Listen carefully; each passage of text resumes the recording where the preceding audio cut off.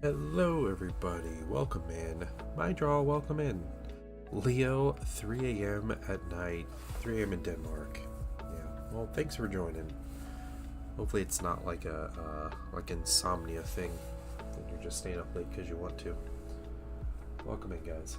I am going to jump in and just go ahead and start doing some painting here. We have a lovely little Space Marine Breacher, and I'm going to start highlighting some gold on this mini.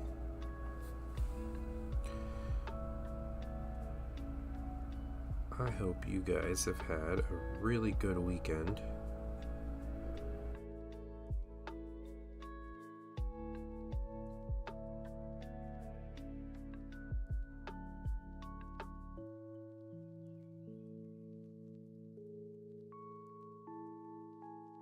What is new? Man, new thing here is I went to a tournament yesterday. So I want to tell people about it. That's my biggest thing, but otherwise,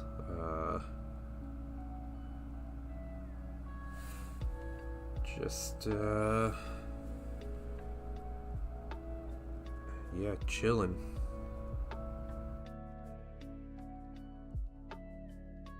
This past like week or so, Nemesis, welcome in. How you doing? Past week or so, I have been not sleeping well, which is a little unusual for me.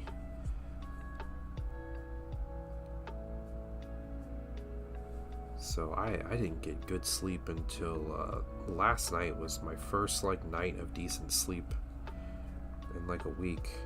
So I know it's not like the biggest issue in the world, but man, it's pictures and whips. Ooh, cool. I'll go take a look. Let's what you got in whips.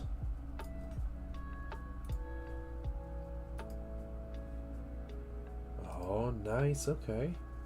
Paint some Dark Angels. That's like they're Death Watch, right? But it's almost like Heresy themed Dark Angels.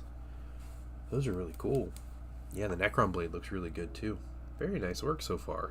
Yeah, good stuff. Yeah, I love it. I love that color scheme for Dark Angels. Very well done.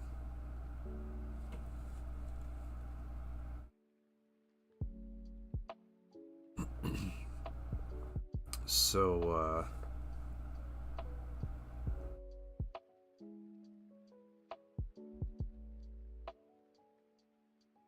yeah.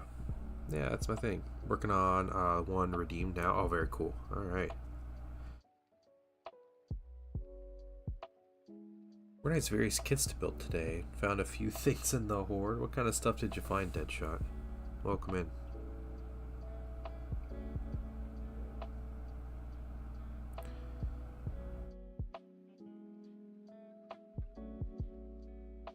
We gotta let a couple more people kind of filter, and I'll tell you guys. I want to tell you guys about my tournament, about my whole experience and everything, playing some old world and organized play. Old kill team set still sealed. Dang, nice. Any particular sets of note? And I'm gonna come back to these highlights on these minis. That's what we're doing. We're just working on highlights. Second generation Mechanicus Combat Patrol. Cool. Laid off. Had a mobby boss. Finally kicked me out. Decent leadership. Forget it. So let that red regard take. I'm sorry to hear that, Alex. Sorry about that. Hopefully you find something soon. And something a lot better. They didn't deserve you anyway. The Doom Crawler in the Combat Patrol, nice. Very cool. That's a cool mini. It's one of the better Mechanicus minis in my opinion.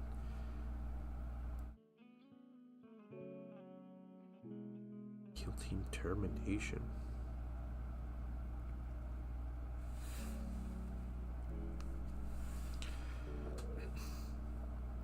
And Ashes of Faith, nice.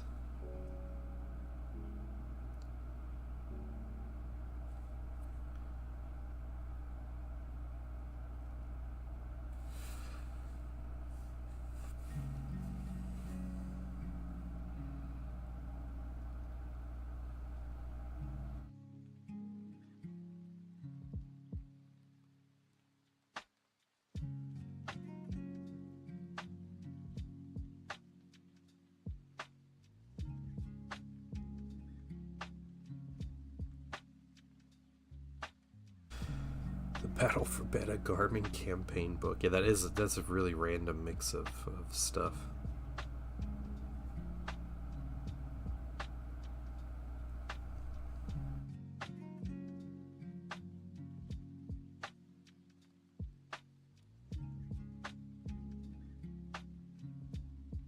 I get to use it before 3rd edition. That's too bad. I'm sure there's some good lore in that one. I don't own that one, but it seemed like that one had some good stuff in it. The watch is calm and fun. Well, good. Yep, we keep it chill here. That's the goal. Yeah, I spent Friday and Saturday and basically just tried to recharge a little bit. Just kind of off social media. Just took a little break. And I think it was nice. It was good. I was able to good sleep. I also was pretty tired last night. I played 3 games of Warhammer yesterday. It was a lot of fun, but yeah, I just needed to change it up a little bit. So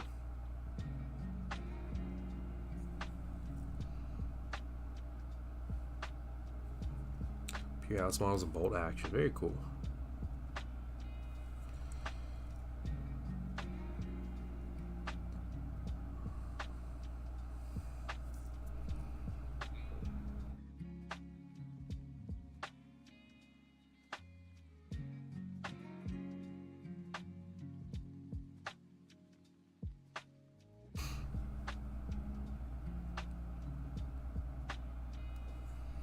I was watching a World War II documentary with my son today. It was great.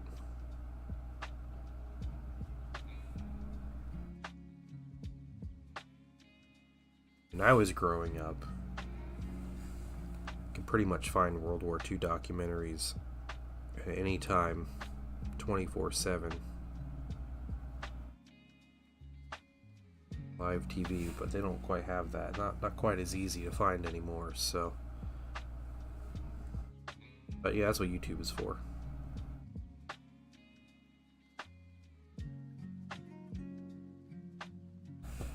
The History Channel was history. Yeah. Crazy, huh? Crazy thing, that History Channel. Actually playing shows about history.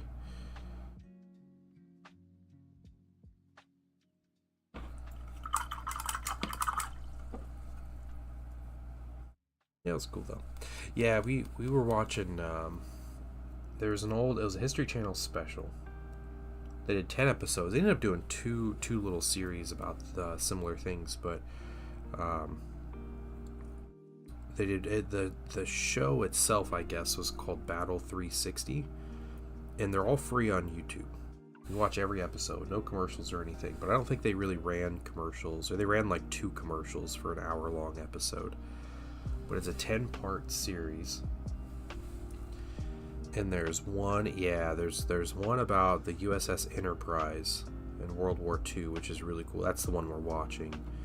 And there's another one called Patton 360. That's about George Patton and his kind of, I guess, life, but as a general in World War II. So, both really cool. But apparently the rental car company Enterprise sponsored the show. And they sponsored it to run with limited commercials, so they filled up an entire hour of TV. It's like a 55-minute episode for an hour time slot, which is unheard of. But yeah, they're all free on YouTube now, which is really cool. So I have seen them twice on my own, each of those. Just as like, I want to watch a documentary about something. And so, yeah. My son was asking me, oh my goodness, he's asking me questions about aircraft carriers all morning, so I decided to turn that on. Like, let's learn about an aircraft carrier. Here you go. Mess started in Farsight. Is the airbrush too scared to mess up the airbrush layers to confidently paint anything? I find myself just waffling on the paint tube. Oh, yeah. I understand that feeling. My draw. What Do you so you're painting Farsight. What kind of layers did you do on the airbrush? What did you get done with the airbrush work? The time at you, but yesterday was 84 years. Yes, it's still today. Yep. Yeah, it was funny because I didn't think about that today. That it was December 7th. It didn't cross my mind. But we were watching the documentary, and the first episode, and they talk about like December 7th. It was a Sunday morning, a peaceful Sunday morning, and my son was like, "Today's December 7th," and I was like, "What?" I was like, "Oh yeah, it is, and it's Sunday." And it's okay, yeah. I was like, "Yeah, it's the 84th anniversary of Pearl Harbor attacks." So we watched a little bit of information 84 years later on the day.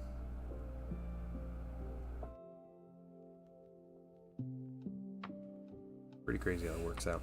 Super impressive. Sentiment. Yeah, sure. I do understand the feeling, Mydro. Yeah.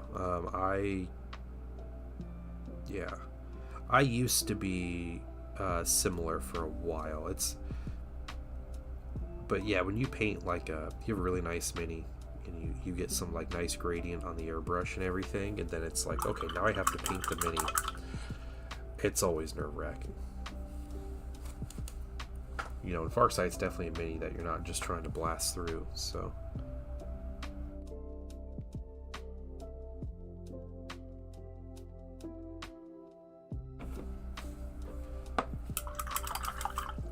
Alright, 2 down. 3 more to go.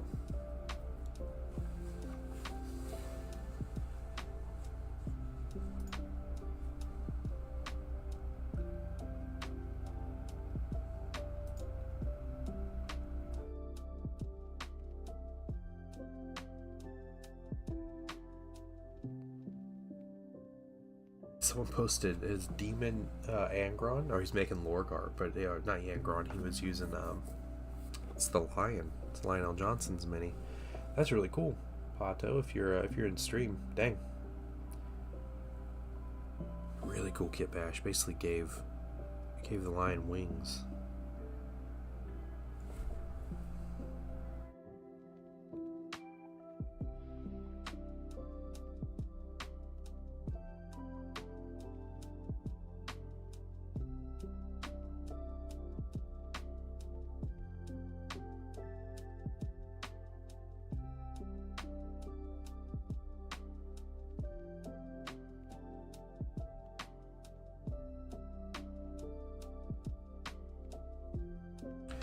Hey Zen, what's going on, man?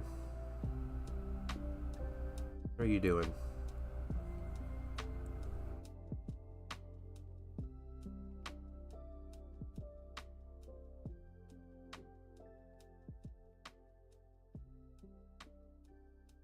A lot of nothing. Yeah, doing well. Good. Yeah, I'm doing pretty well. A little tired, but yeah, it's been a minute. Yeah.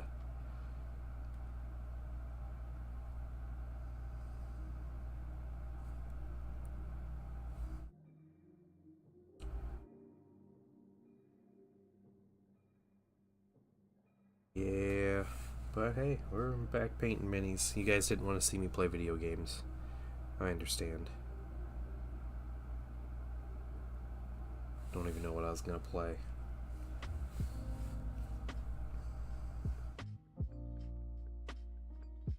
So it's all good. So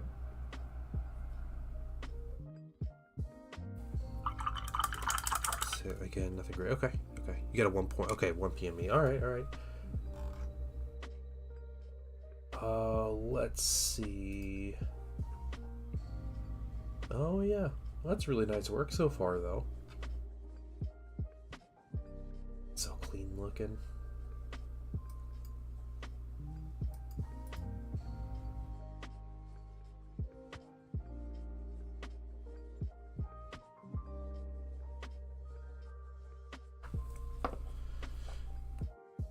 So where are you trying to go with this mini? You just need to start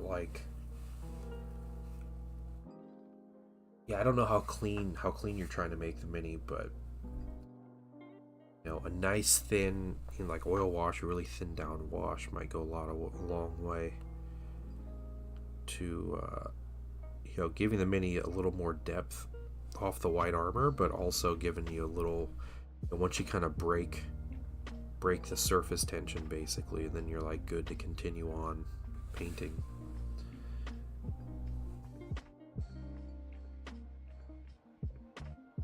Good pin wash or something on the white.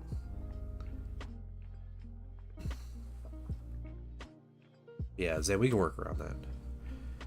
By gloss varnish, able to oil wash without stain. Yeah, there you go. Yep. Use that airbrush, gloss varnish it with the airbrush, and then then you can mess around with some oil washes. Just be aware, gloss varnish isn't like the end all be all. So if you're gonna use spirits to remove the varnish and everything, just know that like it's not, you can't just leave it on and then expect it to come off after like leaving the stuff on for a couple days or something. Follow the guide you have, don't let it sit too long, don't scrub too hard on the minis, that kind of thing. No, it looks really good so far though. Looks really good so far.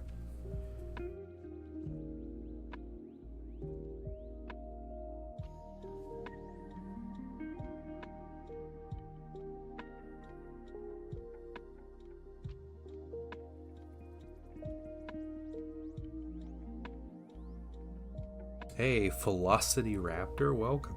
Welcome in, Velocity Raptor on YouTube. How you doing? Was just about to get into telling people how my my tournament experience went yesterday. All the shenanigans I was up to. What's up, Raisha? How you doing? Crazy about the red, yeah. Small super straight. Thank you, Leo. I appreciate it. I really do. Very kind words of you. We're going to make this red a little better too. We're going to add some highlights to it eventually. It might be just like Tuesday I finish those up or something. Just makes the meal prep nice. I did my meal prep earlier. I'm so excited for my meal prep. But alright, you guys want to hear how this tournament went? I'll give you the full story. It's story time with the Painting Dad. All been going through the Thousand Suns videos. Oh, nice. I appreciate that. I'm hoping to get another one up tomorrow. We'll see. I have been stuck on those videos. I've been trying to put a new one up. And I was going to do one like building an army, but like I think I'm looking too wide in scope at it. I think I have to break it up into a couple more parts or something, because I can't make an hour and a half video. I just can't. And I can't wrap my head around some of the, like, how to just mess with some of the stuff. So I think I'm going to kind of do like a part 1, part 2 of how to build an army in Heresy 3.0. So that's where I think I am with that. But I'm going to try to get another one up soon. I appreciate you watching those, though. Means a lot to know people are. So yesterday I attended a tournament for the Old World. So I played Warhammer the Old World. Now this is a game that I've played Warhammer Fantasy since I was like 12, maybe 13 or so, but that's all the way back in like 2002, 2003. So I used to play. Obviously I stopped playing before the end times and everything. I was kind of getting out of the game, so wasn't really my jam like the last edition they had of the game. Then they killed it and I was kind of like, alright. I sold most of my armies. They brought back out the Old World. I was like, sweet, I'm back in. PW, you got me. And I have played, I think, a total of, before yesterday, well, before like this past month, I played a total of 2 games. I got a girlfriend drop war. You know what's funny is I was playing Warhammer before I started, before I started dating my wife, and it took me about 6 months to tell her that I had minis and stuff. And I remember the first minis I showed her when I was like, hey, look, yeah, this is my hobby, this is what I do. It's nothing. I don't really care too much about it. He tried to like be all cool, but it was actually Warhammer Fantasy What Else were the first minis that I showed. Listen, Zen, the early 2000s, mid 2000s were a lot different than they are today. Okay.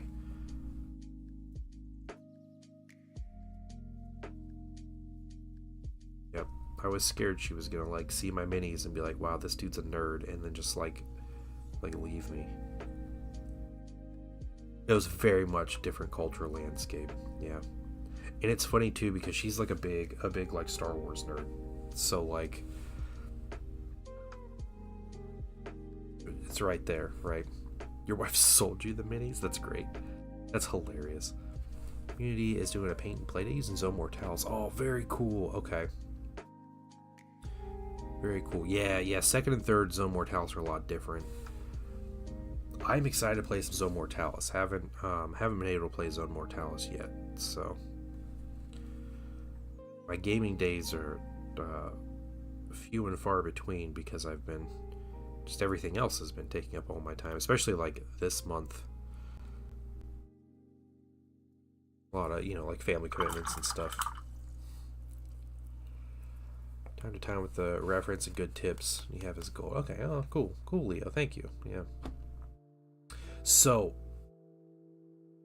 I played maybe, I think, 2 kind of actual games of the old world over the past 2 years. Alright? Then I was like, you know what, I got a little bit of time, it's sounding like fun, why don't I try to play another game? And then I played a learning game with someone, and I have talked about this learning game a lot. It was pretty miserable learning game overall. And I've talked about that ad nauseum. I don't need to go into that anymore. So that was one game I played last month.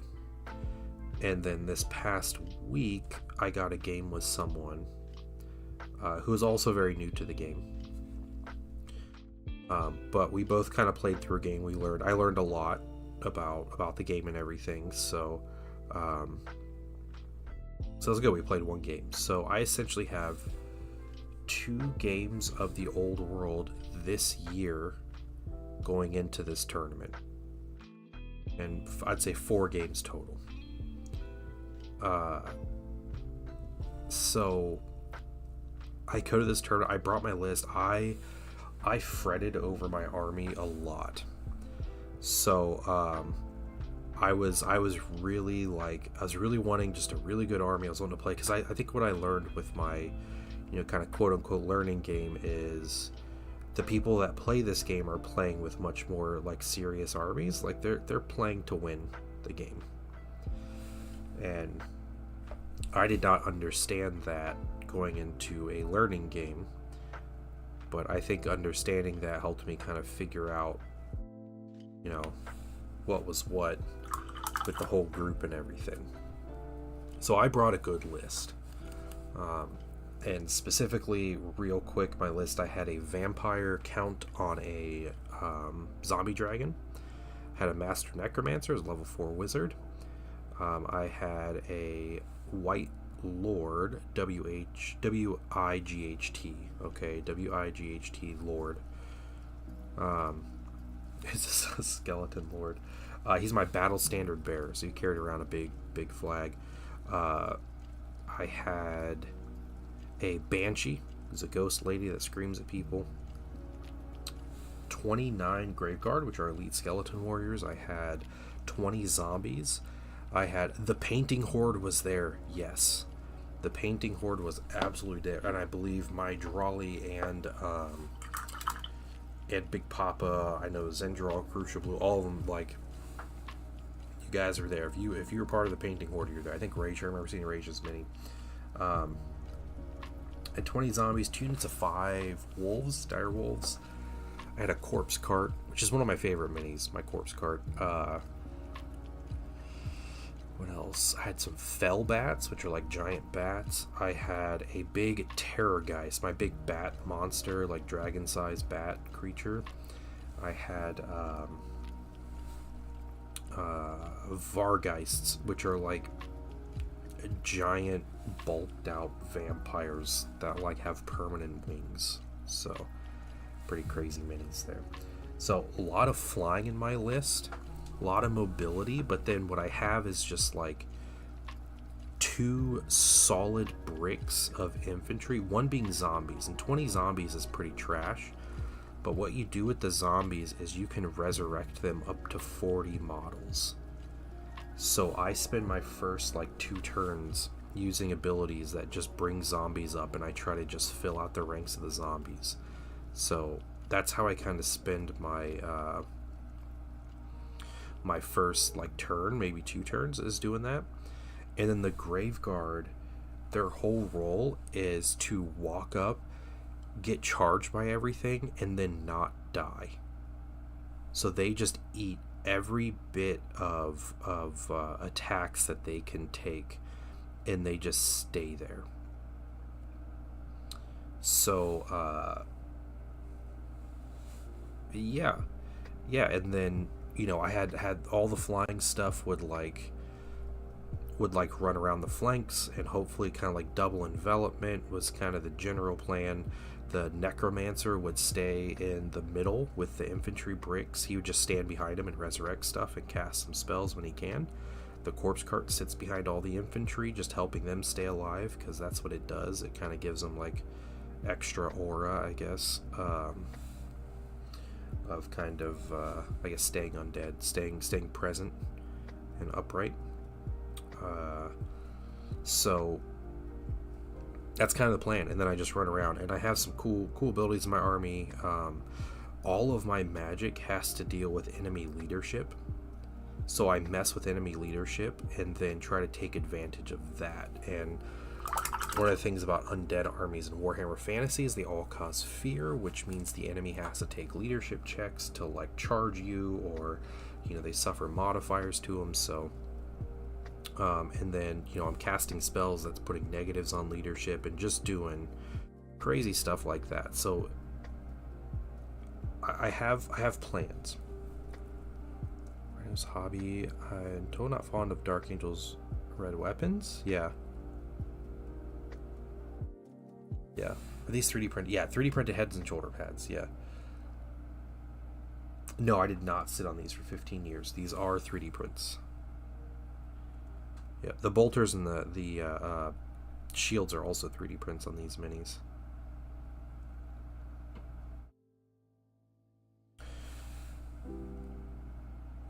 Break the black and white. Yeah, it's true. Yep.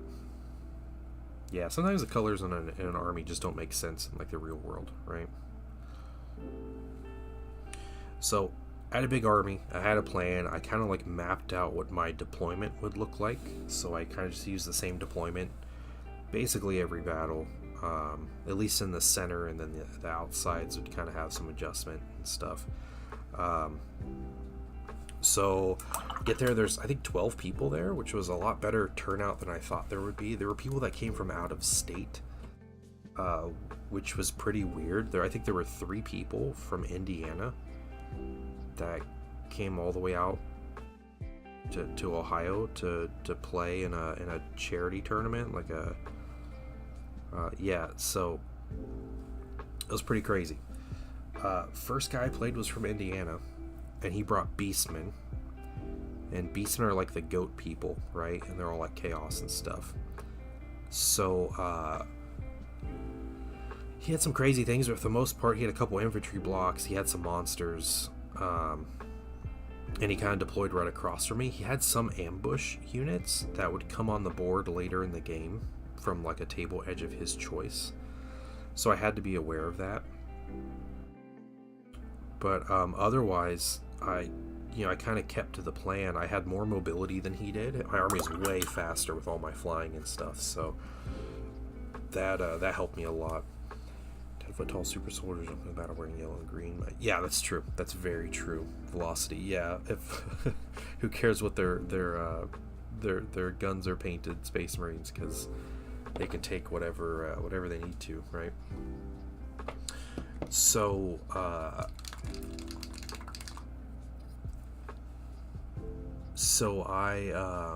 we deployed across from each other. I followed my deployment, And did I have first turn? I'm trying to think if I had first turn. I can't remember who had first turn in that battle. I don't think it matters a whole lot. He may have had first turn. But anyway. Essentially, we moved up. First turn. We get up close to each other. I get a spell off. One of the things my opponent did not have was magic. He didn't take a wizard. So he was trying to play without a wizard and see how it worked, which is kind of sketchy. Maybe not the best idea, but that's fine. So I would cast spells, I would get the spells off, and he couldn't dispel them, basically. And they had to just kind of sit there. He had like one chance a turn to try to get rid of a spell, you know, at a disadvantage, and that was about it. Well, my first turn I put down this spell.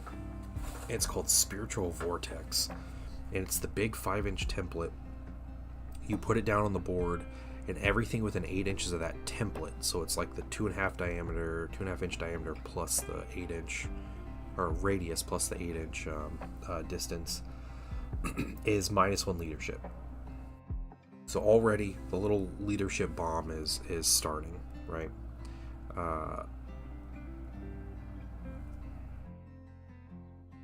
So I start with that. I kind of march forward to him slowly. I keep the spiritual vortex, you know, right between us, because another thing about undead is we don't care about any leadership things. So there's only one time where leadership affects my army, and that's it. Otherwise, it's not an issue. He ends up charging me. He has his army general and his battle standard bearer in this big unit of infantry, and they charge my Grave Guard, which is my elite skeletons, the unit I want him to charge. So he charges me, and you know, I have 29 models. He kills like 6 or 7 of them, wins the combat. When I lose combat, instead of trying to run away, my dudes just start crumbling. And a big part of my army that I took is a lot of abilities that reduce the amount my models crumble if I lose combat. So it's like an insurance thing, right? I'm just making sure I'm not crumbling away from the fight. So I crumble like 1 more model. You know what crumble? Yeah, exactly. Except crumbling in Warhammer in like the proper tabletop is way more punishing, because it's in Sovil you just crumble 1d3 no matter what. In the old world, in like Warhammer Fantasy, you crumble 1 for each point you lose combat by. So your opponent kills 10 models, you kill nothing, you add up all your combat resolutions, say you end up losing by 9, okay, or 10 or 8 or whatever, you crumble that much. So you can lose units really fast if you lose combat really bad, but there's a lot of other bonuses for combat. There's like rank bonus, and there's closed order, and you know, like flank and rear charges are still a thing. Having a standard battle, or like a standard bearer in your unit, is another way to add your combat res. There's a lot of ways. What I would do is I'd souped up the combat res of my Grave Guard. So I have a standard bearer as 1. That's 1 point. I have the battle standard, which acts as another point that sits in the unit. The battle standard has a magic banner that just gives me an extra point of combat res every turn, so that's 3 points. I get a rank bonus of 2, and then they have a rule called closed order, so they're like a close formation unit, so that's another point, so that's 6. And then if I outnumber the opponent and it's infantry, you get a 7th point. So I'm kind of banking on just starting at 7.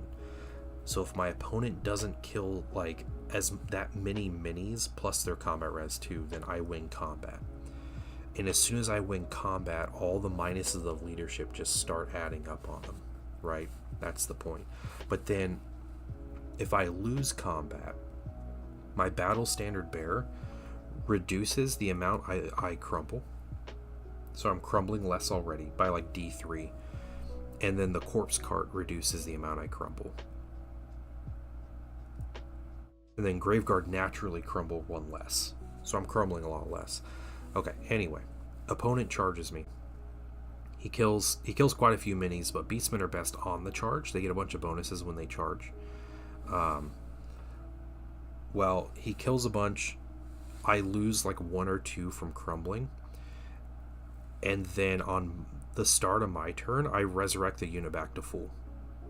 Like, very easily. It's very easy to do with with vampire counts. So with no effort, no risk to myself, with a bunch of rerolls trying to get an 8 or lower, I just resurrect the whole unit. And now he's stuck in combat with no charge bonus against a unit that he's never going to kill.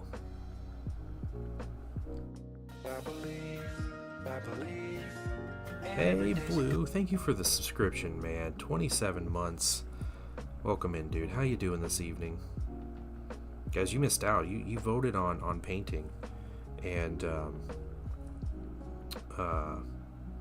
Blue was gonna play video games with me tonight, but none of you guys wanted that. That's okay. You get story time. Yeah, you have to target the general. Yep. So the Necromancer is my general, and if he dies, my whole army starts to crumble, and I start losing a lot of bonuses and stuff. The problem is, my Necromancer's hiding behind my Graveguard unit.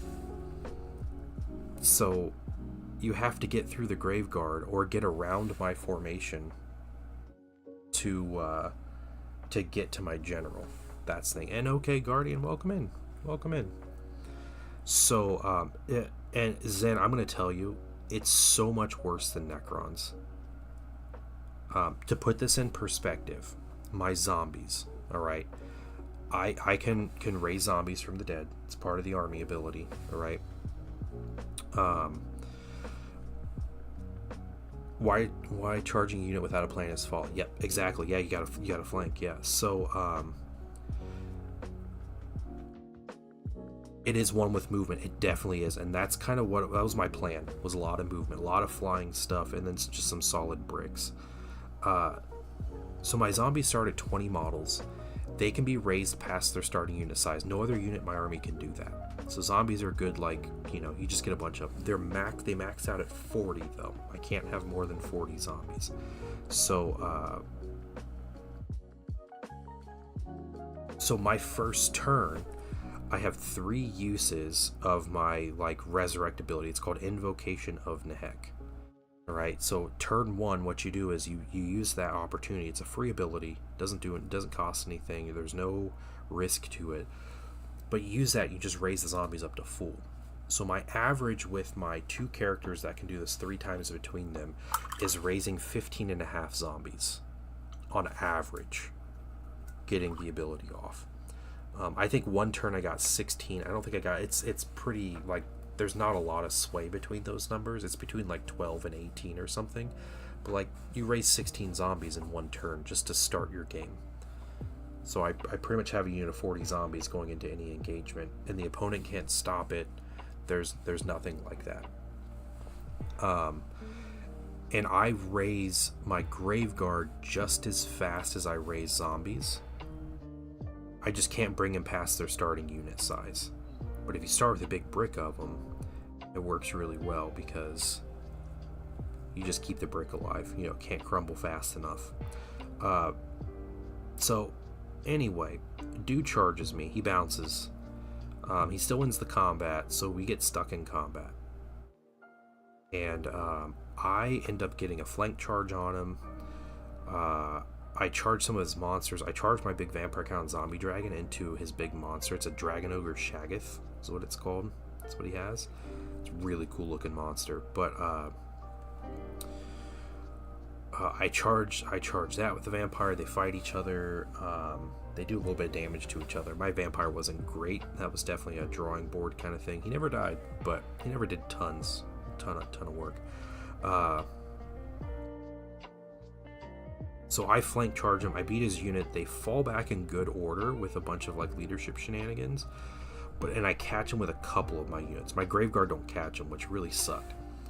His next turn, he ended up killing the 2 units that caught him, because they're not like bricks like my Graveguard.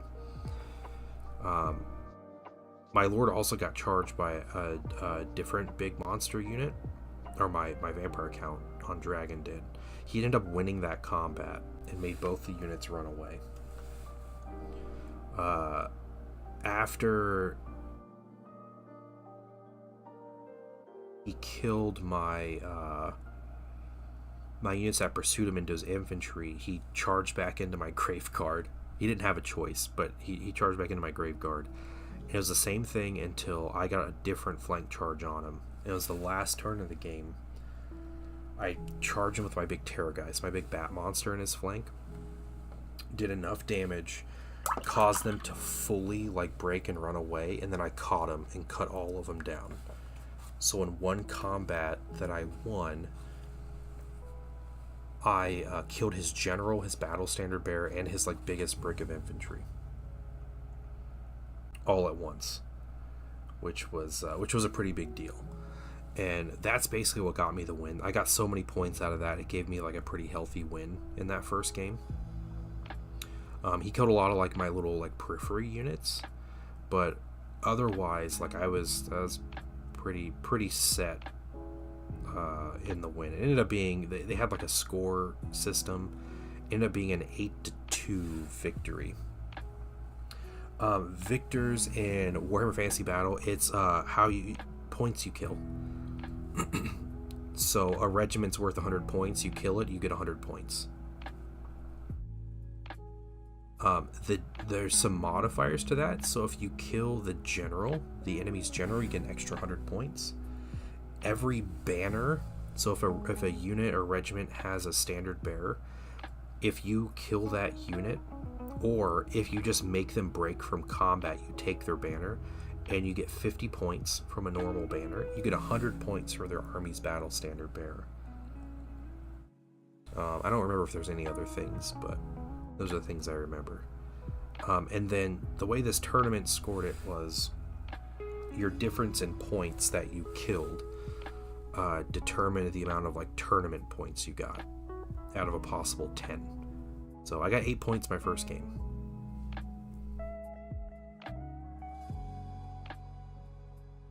No holding points, no secondary. Yep. Now there are ways to play Warhammer that people play where you put objectives on the board. There are, but I think it can work as that kind of game, but it doesn't work as well because with rank and flank games, there's such a system about like turning a unit to face a certain direction, and like you can't just react onto an objective like you can in 40k. Like changing the direction of a brick of models takes a lot of effort and uses a lot of movement. So models don't move as far over the course of a game in Warhammer Fantasy as they do in 40k. Yeah, there's a lot of like deployment has a big importance, and you know your movement and your gauging charge ranges and stuff is really big. There's very little terrain on a fantasy board, so you know all of those kind of factor into like what the game is. But yeah, there are ways to play. I think a single objective in the middle is the way people play, and I would be perfect for that. My Graveguard would sit in the middle and never die because that's what they do. Not to mention my Graveguard have a 3+ armor save that is modified. They do like the AP minus in Warhammer, but a lot of AP is rare in Warhammer. But they have a 3+ armor save, and then they have a 5+ regeneration, which is basically like a feel no pain. The Beastmen were painted really well. No, my opponent had a really good painted army, so yeah, it was nice. He had cool like his bases were like autumn themed, so he had like leaves down on them and stuff. It was really cool. So I won that game. It was great. Opponent was an awesome dude from Indianapolis. Yeah, just a great game overall. My second game was against a guy who like tabled his opponent, or he won a 10-1 game against his opponent, so he crushed his opponent. He was playing the Empire, so the Empire of Man, but his entire army was converted, and instead of being humans, they were all halflings. And it was an incredible looking army. of little halfling people, and he had knights, but his knights weren't riding horses; they were riding giant chickens or giant roosters, basically. And he had units called Demigryph cavalry, which normally are riding big, like half horse, half griffin creatures. And his are half lion, half griffin, something like that. Half lion, half bird, but no wings. So, I don't know how to describe them. But his were owl bears. So he had owl bears. Yeah, yo Raptor, how you doing, man? Welcome in. I'm just going over my tournament from yesterday. So 1 game 1 against Beastmen. Now I'm playing against the Empire.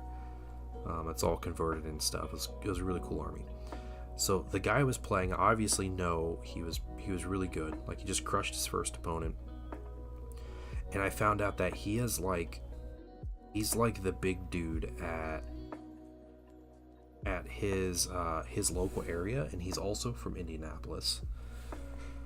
So another Indiana guy. He's the guy that runs all their events. He's the guy that teaches people how to play. Like, he is the dude that does all that stuff. So I was like, oh great, this is gonna be a rough game. He definitely had a lot of tools that could work against me. He had a big level 4 wizard, like I did. He had crazy strong knights.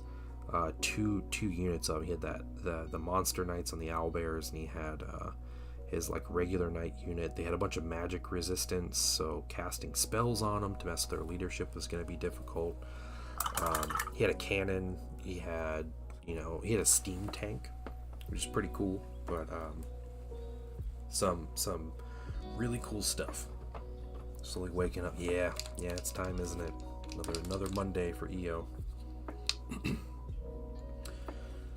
So we deployed. I followed similar deployment. I was hoping to get some of my Banshee and my Terrorgeist. So I was hoping to get them on as knights. What they have an ability. It's called Wailing Dirge. They scream. They have a psychic scream that they afflict on enemy units. And what it does, here's how it works, all right? In your shooting phase, it's not a shooting attack or anything, but you walk up to them. In your shooting phase, your opponent rolls a leadership check. That's 2d6, trying to make it under their leadership value. They're at a -2 with the Wailing Dirge, so it's leadership check at -2. If they pass, good, everything's fine. If they fail, they suffer 1 wound for every point they fail. Okay, so has potential to do a lot of damage, but the thing is, the damage they suffer, you can't take armor saves against it, so it just goes through like heavily armored units, and most knights in the game still only have 1 wound. So I was like, well, I have a good chance to kill some stuff here if he rolls poorly, if I can get my leadership stuff going and everything. Well, he had first turn. He failed to cast any spells in his first turn. Like, he just could not cast them. He was already like frustrated that he couldn't cast spells, and he was just failing to cast things. So that was one like thing that was helping me, was that his big level 4 wizard couldn't cast any cool spells. He moved up to get in a good position to charge my big zombie unit. Well, hopefully soon to be a big zombie unit. He shot at some stuff. He did some no, he didn't do any damage with his cannon. He shot at my dragon. And my vampire and dragon passed some of his saves and stuff and was spared any damage. So that was pretty crazy and pretty lucky on my part. So my turn 2, I know he was going to charge me with probably both of his knights into my zombies, and they probably had a good chance to completely wipe the unit in a single turn of combat. So I moved my Banshee and my Terrorgeist to the flank of one of the knight units, and then I had the plan to scream at him and see if I could help it. I got my Spiritual Vortex, my big template of minus leadership down. I tried to do additional minus leadership stuff and wasn't able to, I think. And then I got to the screaming thing, the Wailing Dirge. And I cast a Wailing Dirge on his knight unit, my first one. Not cast, I guess I used it. And, he has to roll 2d6, roll under his leadership, and he rolls boxcars. And he was at leadership, I think sitting at leadership 7 at that point on the unit with the modifiers. So he straight up just picks up 5 dudes out of the 9-man unit, or the 10-man total unit with a character in it. So I killed half the squad. Next, my bat did the Wailing Dirge, and he rolled like a 10, and he picked up 3 more dudes. So he rolled so high, and I just basically wiped out the squad almost in its entirety with just those Wailing Dirges, just like that. Which was pretty wild. I didn't have any charges or anything. His next turn, he can't get any spells off. He can't roll high enough to cast spells. He does cast a spell on some wolves I had on the flank, and rolled really low. He killed a couple, and like that was kind of that. He charged my zombies with his big owlbear knights, and charging into their flank with the last 2 dudes in that knight squad, which was like a witch hunter and in the knight like sergeant. Well, when you charge a unit that causes fear, if the unit's bigger than you are, you have to take a leadership check, and if you fail, you can't charge. You fail your charge. His owlbear demigryph knights made it in. His little squad of 2 knights did not make it in. They failed, and they had to stand still. So they were just stuck right there and could not contribute to the fight. Which is really big. Helped my zombies live another extra turn or 2. So, really good. Good on my part. Yeah, I think he charged my Graveguard with a steam tank or whatever too. Like, so the Graveguard started fighting a tank. A Renaissance era steam powered tank. He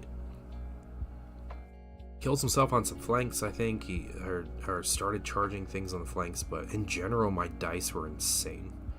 So, like, he would attack stuff, I would pass all of my saves. And then he would roll like crazy leadership stuff. But yeah, that was basically it on that turn. And then I came up and I Wailing Dirged his same unit again my next turn, and ended up completely killing the unit. He failed twice again, and he failed enough to kill the character and that last knight. So out of 4 times taking that test, he hasn't rolled below like a 10 on 2 dice.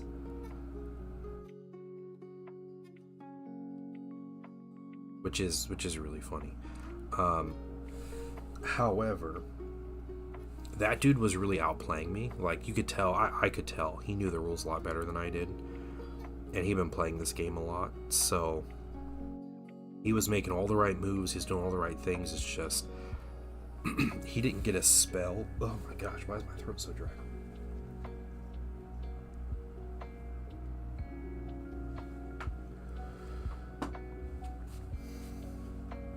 Okay.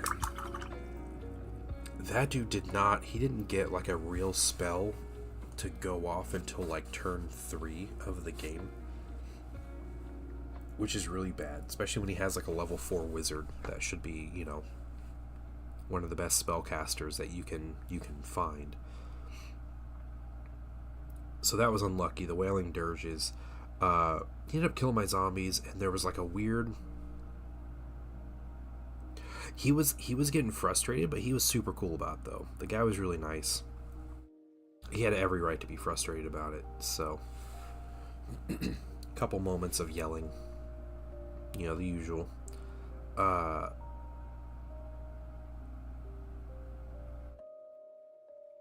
He ended up killing my zombies, and then my lord was like placed in such a way that he was able to target him, my necromancer. And he shot at my necromancer with everything he had in this one turn. He was able to, like, he worked it to where he could get the shots on him. And my necromancer lived. Which is wild because my necromancer isn't wearing any armor.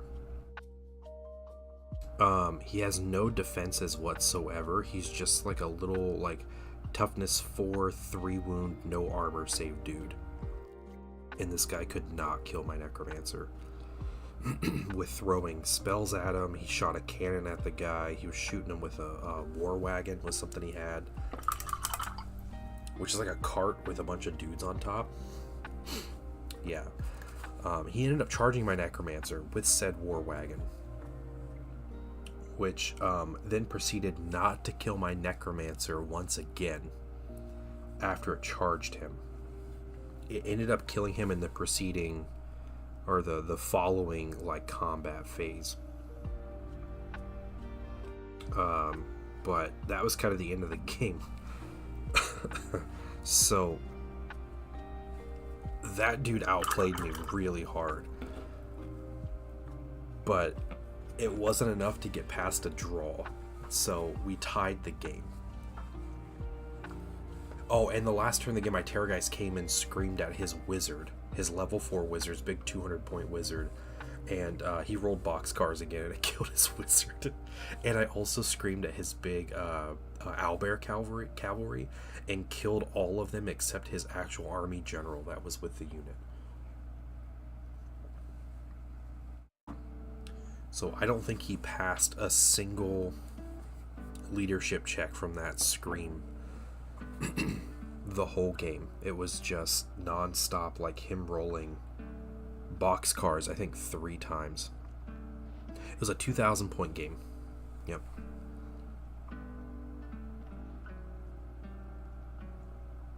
Yeah, 2,000 points. So we got a draw. I felt fine with a draw against this guy.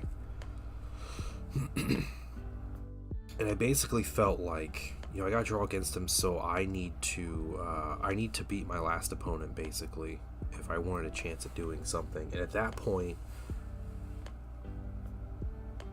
I think we were both at the top. Both of us were like the top 2 players still after the draw.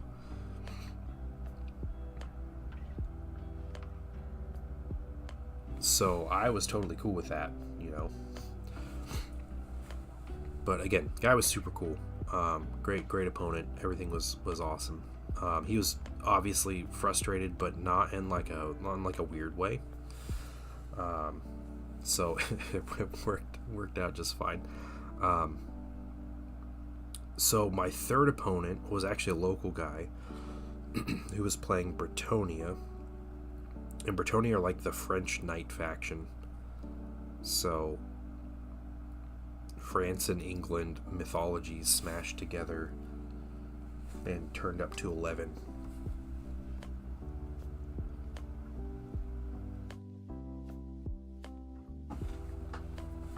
And if you guys remember, my learning game I had a really bad experience with was against a Bretonnian player. And so this guy had a somewhat similar army as the learning game I played. So I was a little bit nervous, but I was also like, well, I've already played this before, so I feel like this could be good for me. So yeah, one notable thing, he did not have any ranged units. He didn't have any archers or artillery or anything. It was a bunch of knights, some wizards, and then 1 brick of infantry, men-at-arms. And that was all he had. I did the classic deployment. I put my bricks in the middle, put my flying stuff and all my mobility on the sides. One different thing about this mission, though, was that if you ended up with units in your opponent's deployment zone, you scored extra tournament points for every unit in your opponent's deployment zone. Up to 3. And I was like, well, I have a bunch of like throwaway units, like my little direwolf squads and my fellbats. They're 40 and 45 points for each unit. I'm just going to run these to his deployment zone. He can't shoot them. I'll just stay away from him. And that's how I'll score a bunch of extra tournament points. The one problem unit he had were Pegasus Knights. So literal knights riding Pegasi. And he had a lord with him that rides this insane Pegasus, and he put all the crazy items on him. That meant that he just basically killed whatever he charged. And all that, and I was like, great, I gotta deal with these. They have a 360-degree line of sight because they skirmish and they fly, so they have a massive charge range. It's the most insane squad to face in the whole game, in my opinion, at least from what I've seen in my 5 games of experience at this point. So we deploy across from each other. I get first turn because Bretonnia never gets first turn. That's just something they do. They pray to the lady. And they spend that time praying while I get first turn, and they get a ward save the whole game. It was like an invulnerable save, basically. But, so I start my first turn. I move in a way to stay out of charge range of everything in his army except one unit. I give this one unit of knights the chance to charge me at, like, maximum range. I put down the Spiritual Vortex template right between us again, which came in clutch again. Like, that was such a good spell, and none of my opponents were ever able to dispel it either, which is crazy. I think my third opponent just kind of forgot about it, which I was fine with. But so he doesn't charge me turn 1. He runs his Pegasus Knights right up to me. Well, the Pegasus Knights caused a problem because I have a unit of what's called Vargheists, and they're like vampires they fly, and they're crazy glass cannons. But they have a rule called Frenzy, which means they have to charge something if they can. And he moved his Pegasus Knights right up to me, so I had to charge him. And I decided to charge him. I decided to help him with the Fellbats, which is probably my worst decision that game, was giving up the tournament points for the Fellbats. But I charged his Pegasus Knights in the front with the Vargheists. I charged him in the rear with the Fellbats, and I was like, cool. Well, they have a rule called Countercharge, which means if I charge them, they also get to charge me. So he gets all the bonuses of charging me. Hold on.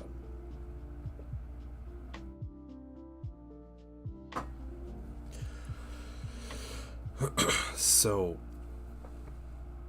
that sucked. His initiative was higher than mine. He hit me first. He killed everything on his hits, and then that was it. So he just wiped out 2 squads for free on my turn. And I had, like, the only agency I had with that was I should not have charged my Fellbats. That same turn, I did charge a unit of his knights with my vampire on dragon. And the dragon causes terror, not fear. It causes terror, which is kind of like fear but better. If you get charged by a unit that causes terror, you have to take a leadership check. If you fail, you run away from said terror-causing creature. Well, he takes his leadership check and he fails, and he runs away from my dragon really far. My dragon pursued, got as far as he could, and then kind of sat there, like in the flank of his infantry. It was kind of just there, which was really good for me.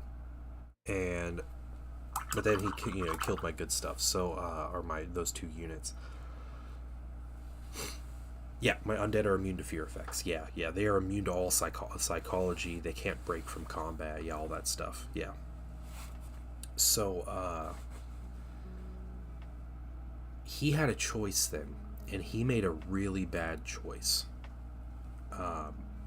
Now, I'm all about helping my opponents when they need it. I am not going to tell someone what to charge and when to charge things. But his Pegasus Knights were in range to charge a couple units.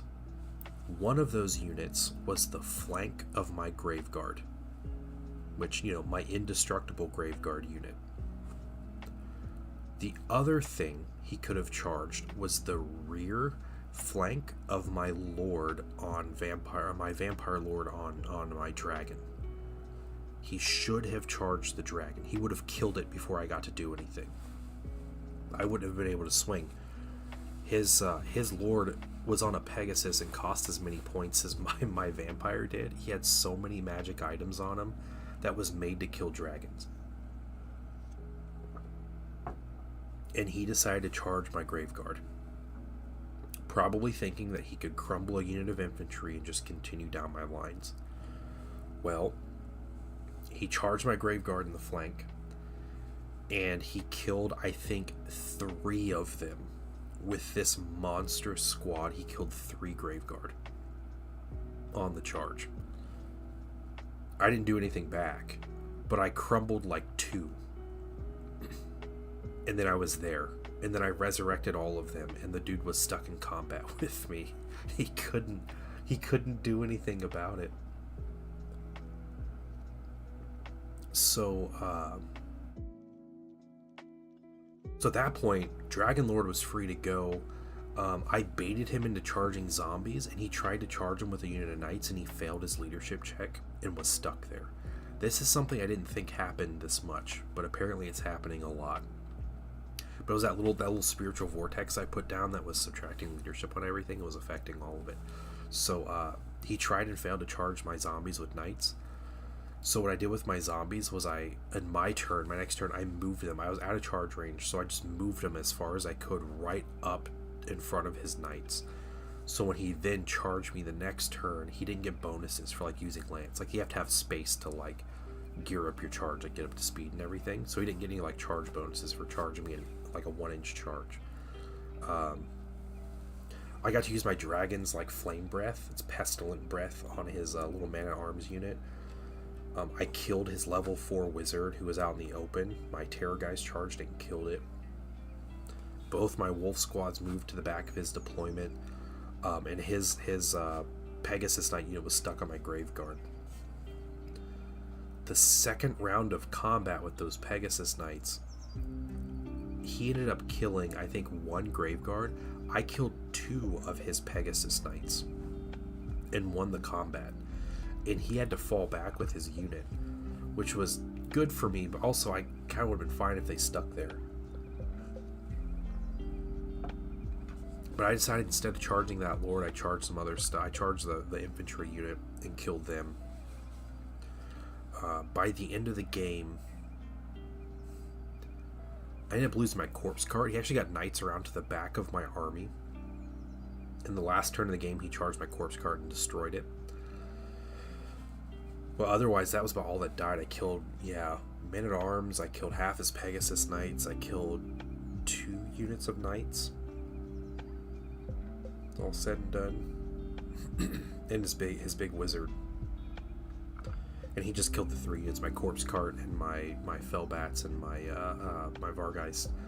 I did get both of my direwolves in his deployment zone though. So I got bonus victory points, bonus tournament points for doing that, which was really nice. So I went 2 wins and a draw. That was my end result for the tournament. I was kind of checking the scores and everything, and the guy played in round 2 ended up with a really close game, and we had the same tournament points at the end of round 3. So I was like, okay, I have a chance at getting top points, so this is cool. Game ends, we do awards. They did it was best army was one of the awards, which was painted and theme. Best general, so that was tournament points. Best overall, and then there was best sportsman. So best painted, I did not get best painted. Best painted went to a gentleman who brought an army that was entirely 3D printed, and it was upright walking cows, and then he had flying pigs. I'm not quite sure what all he had in the army, but he had pigs and cows in his army, and people voted for that one. So that was my reaction to the guy was showing off his army before the tournament, and people were laughing about it, and I was just like, okay, cool, like, sure, all right. The pig and cow guy won. That's fine. I don't paint to compete. It's all right. But I lost. That was one award I lost. I did not get best general, so I ended up in second place on the general points, and I had 22, I think, tournament points at the end of the thing. I tied in points with the other guy that got third, but I played harder opponents than he did. Overall, for the three, my opponents ended up like second, fourth, and fifth. So I ended up like just slightly above him.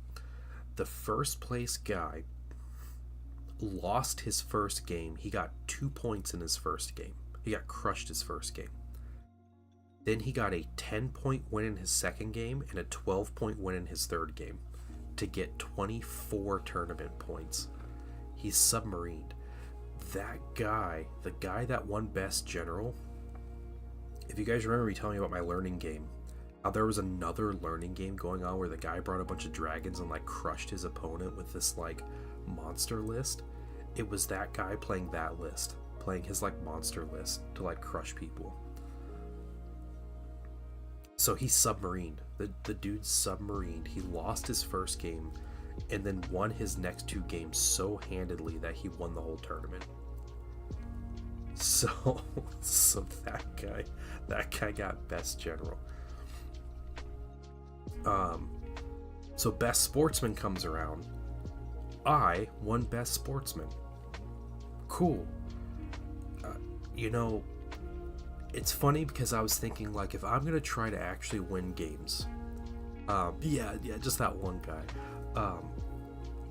If I'm gonna try to win games, like, you don't. Typically, people don't vote for someone who beat them in a game to be best sportsman, right?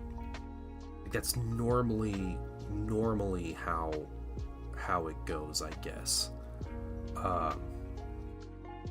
So I was a bit surprised, and I found out all 3 of my opponents voted for me as best sportsman, which honestly means a lot to me when you can beat someone. When I can play against someone who had such bad luck, he was yelling in the store, and he still voted for me as best sportsman. I was pretty happy about that. I didn't have the least cheesy list either, I was taking a bunch of flying monsters. I had the psychic scream thing. I was like, doing shenanigans, but I won best sportsman, which was cool. Yeah, it's the winning TPD smile. Yeah, that you guys will never see. So I was pretty happy with that. Best overall award went to my second round opponent. And what I found out was they weren't going to give multiple awards to one person. And when I found out the actual prize support, I was like, that makes sense. Like, there's no reason someone should be winning multiple awards. So I got best sportsman when I feel like best overall probably, but yeah. So my second round opponent with the halfling army got best overall. What's up, Slavic? How you doing? So I won best sportsman. I ended up getting a $60 gift card to my local store. I don't think it was the store that gave the gift cards. I think it was just the guy running it, like, got gift cards for people, which is pretty crazy. But winning 2 games and drawing a third, playing against really good opponents that did well, I feel like that was really cool. Like, getting second place, and then yeah, the East store, dude. Yeah. That's why we're meeting for lunch where we are, because I want to go check out the store and see if I can use my gift card on anything there. So I do after or before, I don't know. But yeah, it felt pretty good to win a crazy gift card. No. I don't think it was that, Sin. No. So okay. Something you have to understand about people that played the old world is a bunch of old guys. So I'm pretty sure this dude is and maybe he did ask, maybe they did provide it, but yeah, I think it was more of him just trying to get people out to a tournament. And it was like the toy donation that people donated a ton of toys. For 12 people being in that tournament, you would have thought there were like 20 or 30 people that donated toys to this thing, which is cool. He ordered pizza for everybody. He got lunch for everybody. He brought cookies and stuff for everybody. Yeah, I think it's just an old guy with a bunch of money and wanting to get people in the group, I think. Yeah, I think that's what it was, honestly. So my store still has that holiday box, but that holiday box is way more than $60.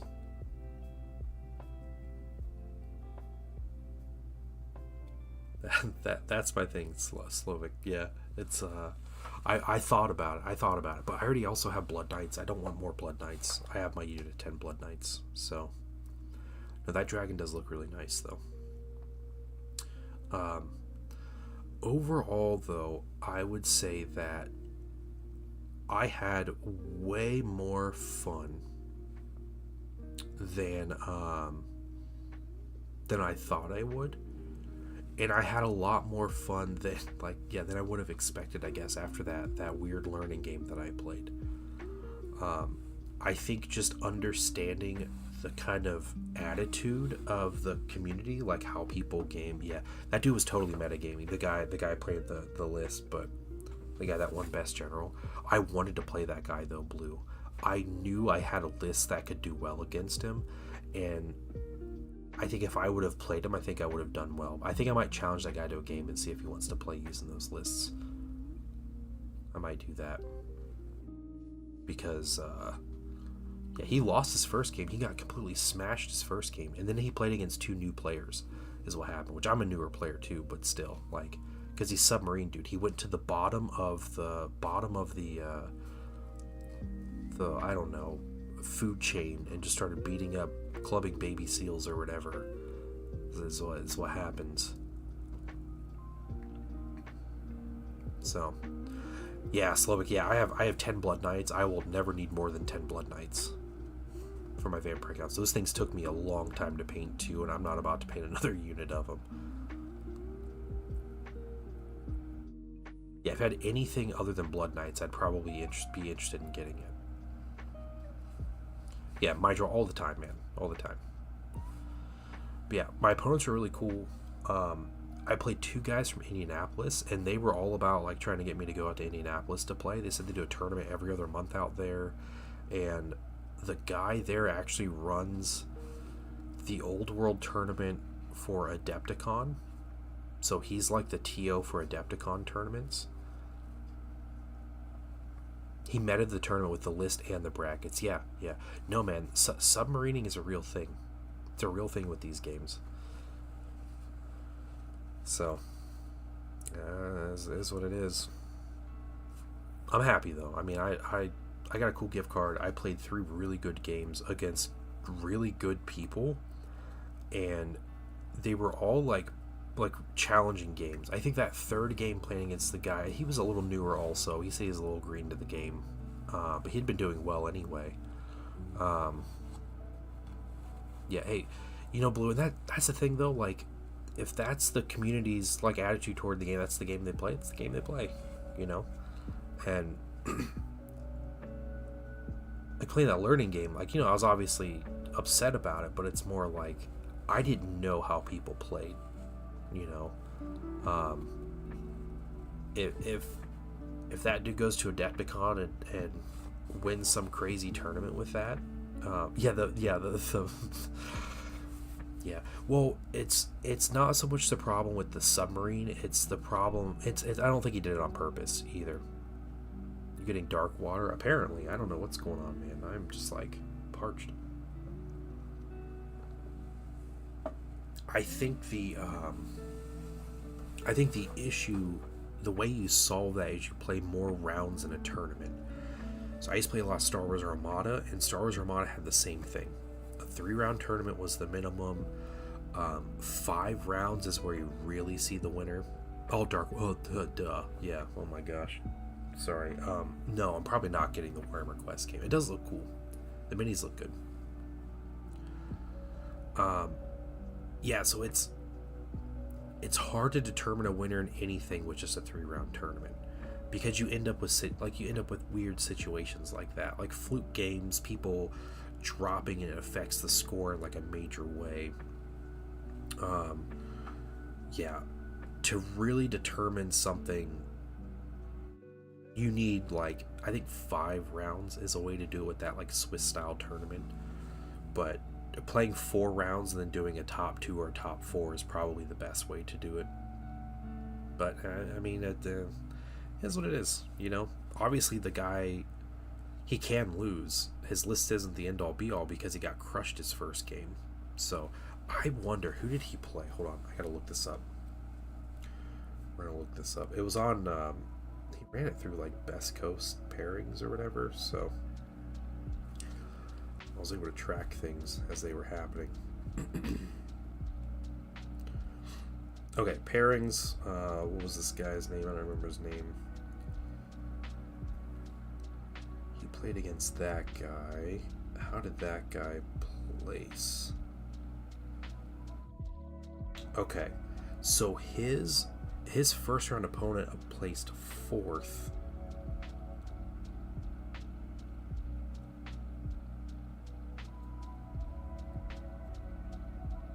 At the end of the tournament, the guy that beat him.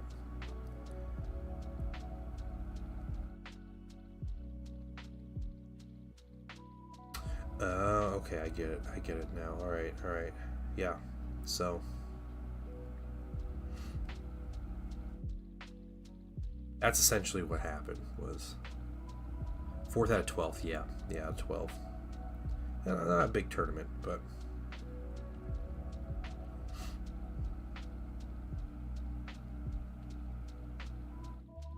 yeah, no, I feel pretty good about it. I got 2 wins and Crush feels like submarine, or he parted his list hard counter. Well, from my understanding, the guy he played first round was really good. So that's my understanding. Now, the guy he played first round, on his 3rd round got a draw. He got a draw against my 2nd round opponent, who was like a really good player. You know, who I only got a draw against because my dice were insane and his were horrible. Like, I will freely admit, like, that was not a skill on my part. Like, that guy had me beat from turn 1, and his dice just completely abandoned him. And then he went on to get another draw. He got 2 draws in a row against that guy. I think it was another Indianapolis guy who's also really good, and people were talking about he's really good, so apparently the guys from Indy are pretty good at this game. So I think what happened was, the guy who won, he lost to a good player, and then he played someone who also lost, was probably a newer player, and he smashed that person, and then he wasn't quite high enough in the score to play another top player, so he ended up playing someone else who was doing like very mediocre at that point, and then he crushed that person. And then it was RNG stuff. Yeah. And like I said, if there were a 4th round, I would have played that guy. I'm not gonna say I would have beaten him. I do want to play him with that list just to see, since I know he's a local or whatever. But you know, I'm curious about like what, because then he would have been paired up against someone who had actually been winning games, right? So that would have been a different situation. I'm still a new player though. I have a total of 5 games this year. in Warhammer: The Old World. So I am not unhappy. I went home with a giant gift card. Um, all three of my opponents were awesome, and I actually found out the guys that play in Indianapolis play at a store called Family Time Games. Family Time Games is a store I used to go to for Armada tournaments. One of the nicest stores I've ever been to. I used to love when Family Time Games would host tournaments because I would make it a point to drive to Indianapolis just to play in tournaments and go hang out at that guy's store. It's a great store. The guy's a retired Navy SEAL, and he married a French woman and wanted to open a gaming store, and that's what he did. So, man's got dreams. Guess my old MTG haunt would bomb the first round and absolutely wreck the kids. Oh yeah, that's ugh. Yeah, I have submarined in a couple tournaments that I played in. Yeah, you lose your first round, then you just like, yeah, you play all the noobs at the bottom, right? I've never done it intentionally. I have joked about doing it intentionally, but I cannot. I could never in good conscience throw a game like that. That just sounds horrible. Like, I'm there to play a game, right? I'm not there to like weirdly meta everything. So, what would be really funny is if, yeah, the intention is what's crap. Yeah, I got the killer instinct. That's right. What would be really funny is if two like really good players both decided to submarine and then they played each other in the second round, and they like draw the game and then they're just like out. Both of them. Yeah, Slavia it was a great weekend. Yeah, it was a good game. It was like refreshing to just go play a bunch of Warhammer, and the Old World is such a it's such a like deep game with like maneuver and stuff, and I will tell you guys, playing Soval helped me so much. Just with the sitting in the opponent's flank, getting the right angles, getting your timing right, like all of that knowledge just stuck with me. I'm like, I got my IRL Soval going. It was incredible. Only time I did well in Armada tournaments so far was because of Submarine. Yeah, there you go, Raja. See it happens. Someone that paints but doesn't get to play makes it want to. Yeah. So I play normally. I play a couple events a year, and I get games every once in a while. I have played in a Christmas tournament, I think the past 3 years in a row, which I'm pretty happy about. A casual tournament. It's happening next. Oh, no, I can't next weekend. Oh, I need to follow those more and jump into an Armada tournament sometime. Last year, the Christmas tournament I went to was a Middle Earth SPG tournament, and that was a game I hadn't played in over a year. I made a meme list because I didn't want to paint any minis. I showed up with 5 members of the Fellowship, and I won the stinking tournament. which was hilarious. I literally the whole tournament, I did not lose one wound on a single mini. I so thoroughly rolled dice better than everybody else in that tournament. It was absurd. Like, did not lose a wound on a model the whole tournament. Which, can anybody talk about going to a tournament and not losing a single wound? It was absolutely absurd. So my meme list, it wasn't even like a good, like, it was good for what it was, but the actual like list itself was never something people were like, wow, this is good. Bring most of the Fellowship, you couldn't be able to. Yeah, that's what it felt like, dude. See, I even played against Killa Cam. He's my buddy, he's a mod in here. We paired up against each other the second round of that tournament. We had practiced. Okay, we did play a couple practice games. I was trying to like relearn the rules. He crushed me in every practice game. I think we played 3 practice games in a day, and it would be he would surround me, he would kill something, and I'd be like, well, yeah, I can't do anything, let's re-rack. And we did that 3 times, and then that was it. And I was like, oh, I'm so screwed. I'm going to get wrecked so hard. And then I just show up. And then we played each other in the tournament.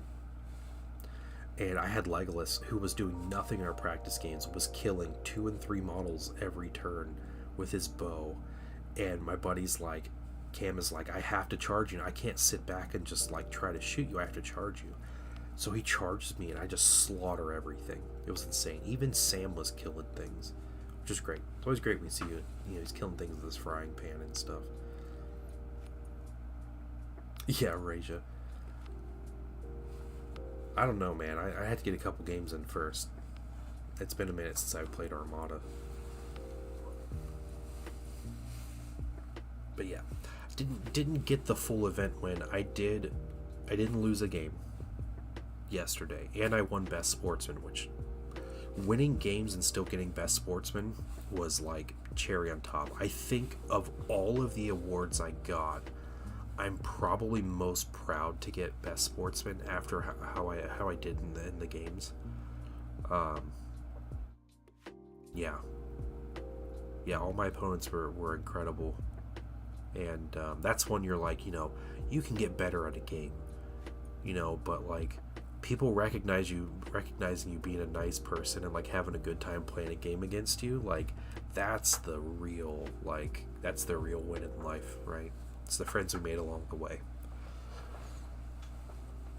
So I'll take that win if I had to pick one of the 4. The painting dad cares not if his painted army gets recognized. he only cares if he wins Best Sportsman at events.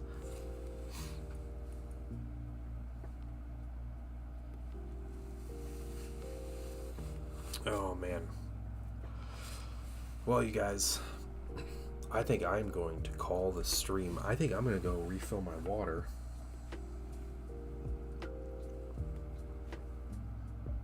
Because for some reason, telling this story is